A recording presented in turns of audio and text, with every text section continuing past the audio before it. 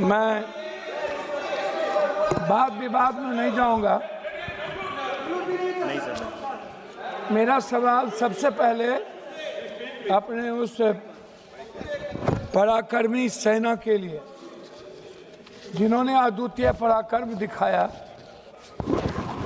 भले ही हमारे नीति ने उनके पराक्रम को लक्ष्य तक नहीं पहुंचाया, लेकिन हम सब का जीवन, मन, धन, सेना के आजीवन उनके परिवार के प्रति समर्पण।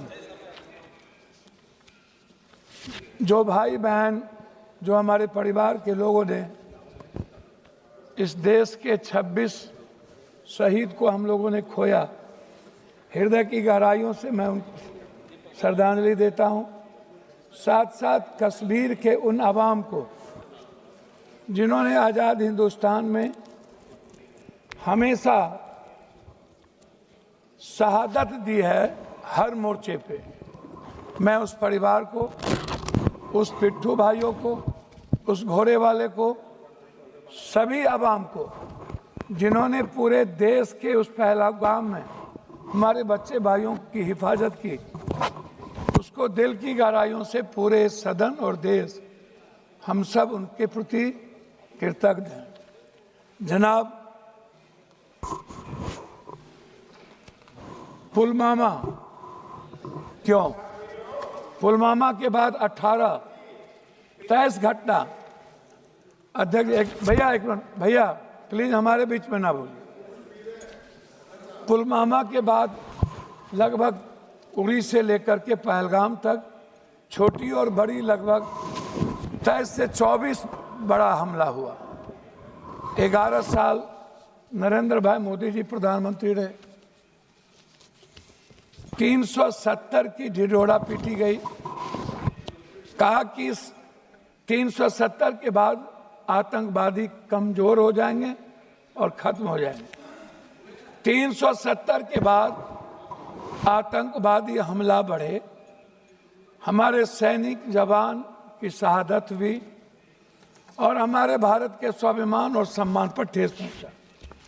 मेरा सवाल सरकार से है कि 3 क्विंटल बारूद पुलवामा में जो आए और पुलवामा के घटना के बाद आप एक नया चुनाव लड़ लिए, कम से कम भगवान का तो राजनीतिकरण होता ही है।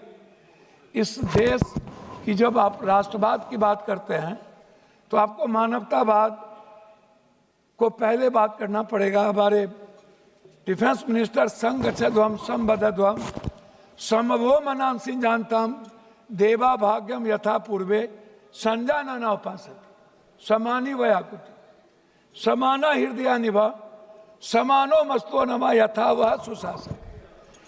एक लाइन बोले और लाइन वो भूल गए। और इसी में है भारत की पूरी संस्कृति, पूरी सनातन, पूरी वसुधैव कुटुंब, पूरा सर्वधर्म संभाव और सार्वभौमिकता। इससे हमारा भारत पूरी दुनिया में गौरवान्वित होता है। लेकिन कभी भी हम नेता और हम पार्टी के लोग किसी भी छोटी बड़ी घटना का राजनीतिकरण करते हैं। मुझे दुख इस बात का है कि हम संविधान के सॉवरन की बात नहीं कर पाते। हम संविधान की बात में जब आते हैं तो हम वन जस्टिस की बात नहीं होती। मानवर, मैं आपसे उस 3 क्विंटल बारूद के बारे में यह देश जानना चाहता है कि उसके बाद क्या हुआ।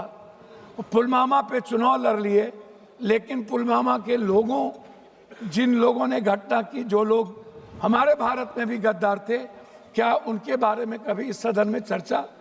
जैसे नोटबंदी की नहीं हुई, जीएसटी की नहीं होती, उसकी बात नहीं हुई। आ गए पहलगाम।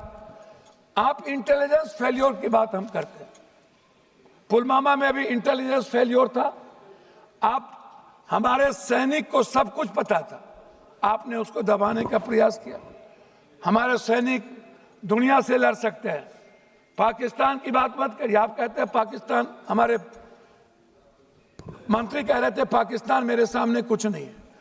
आप उठते सोते पाकिस्तान, कब्रिस्तान, शमशान, ईद, बकरीद, तलाक, एनआरसी के अलावे पाकिस्तान जितना आपने किया उतना हम सनातन कर लिए होते तो हमारी किस्मत चमक गई। पाकिस्तान की बात कोई और नहीं करता। पाकिस्तान की बात करके आप राजनीति को जिंदा रखते हैं, क्योंकि आपकी दुकान सिर्फ पाकिस्तान से चलती है। जिस दिन हिंदू मुसलमान करना बंद कर दीजिएगा उस दिन एक सीट नहीं जीत पाई।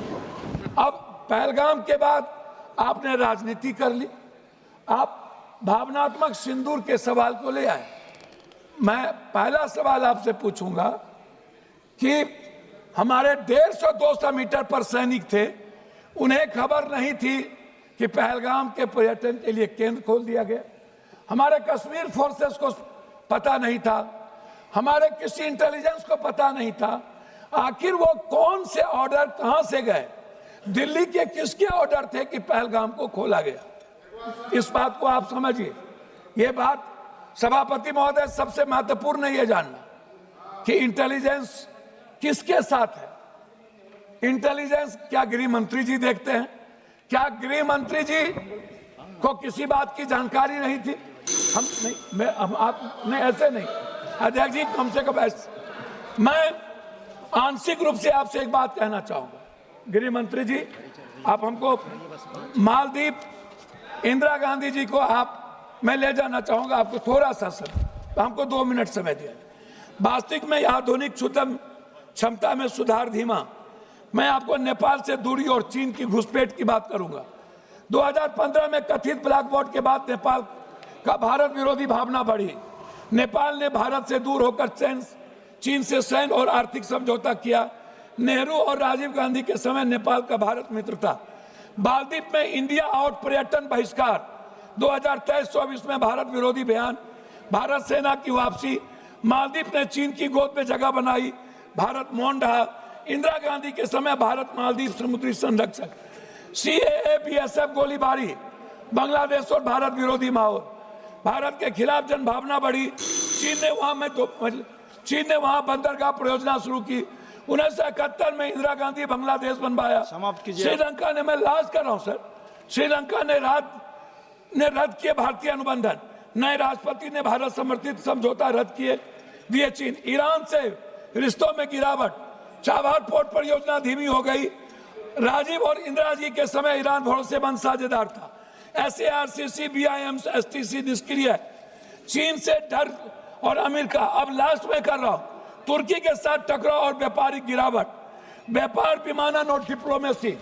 मैं अंतिम में मैं आपसे कहना चाहूँ, अंतिम में कह रहा हूँ सर, ऑनरेबल मेंबर सर, अंतिम में सर, मैं एक मिनट सर, एक मिनट ऑनरेबल मेंबर सर, एक मिनट सर, एक मिनट, मैं आप खत्म कर दीजिए, खत्म कर दीजिए। एक मिनट सर, एक minute, just a minute Durai ji, just a minute, एक मिनट भैया,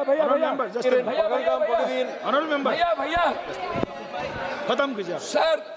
मैं 1 मिनट जानना चाहूँ, आधा मिनट। मैं अंत करूंगा कि इजराइल को छोड़ के पहली बार आजाद हिंदुस्तान में रूस ने भारत का सपोर्ट नहीं किया। हम चीन के सारे संपत्ति, सारे व्यापारिक चीजों को हम बढ़ावा देते हैं। चीन हमारी जमीन को हथियाता है। हम चीन पर एक बार हिम्मत और औकात नहीं होती है बात करने की। हमारे सेना को लड़ने की ताकत है चीन से, अमेरिका से। அவைத் தலைவர் அவர்களே, காஷ்மீரின் பகல்காம் பகுதியில் 20 நிமிடம் நடந்த அந்த